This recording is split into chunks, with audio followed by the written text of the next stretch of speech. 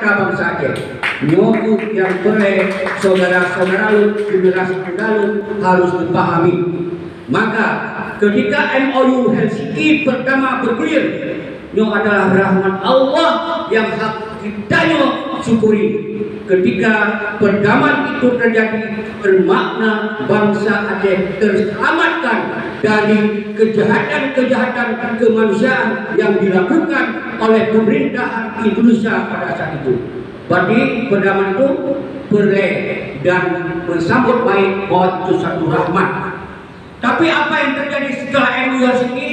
Kalau heboh berita pemerintahan yang terjadi pasca MOU Helsinki, nyo boleh nepahami makna yang akan kita sampaikan makna yang harus kita jawab, butuhkan revolusi raya. Maka di dalam sejarah Aceh, dari sejak zaman Sultan, dari sejak setelah MOU Helsinki dan setelah sebelum MOU Helsinki, maka yang terjadi di Aceh adalah revolusi.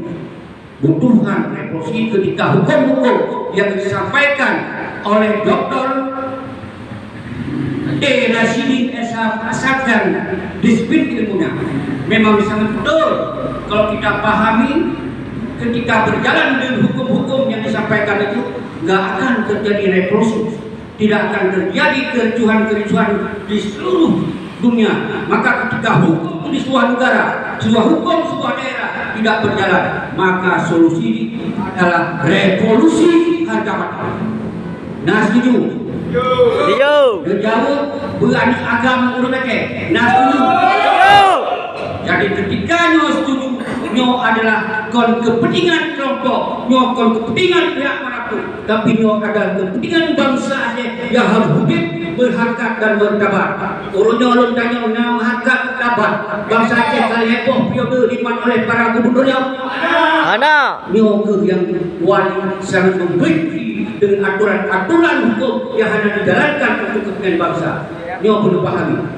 Nyo perlu pahami. Umandung Morono, nyo kan bermakna untuk mengajak atau untuk menghimbau atau untuk memprovokasi semoga bangsa Aceh kembali dalam konflik.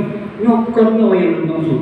Justru ketika hukum hanya berjalan, ketika kemakmuran Aceh hanya dirasai oleh rakyat, maka konflik tersebut tidak perlu ada yang menyuruh, tidak perlu ada yang menghimbau. Nyo dipahami.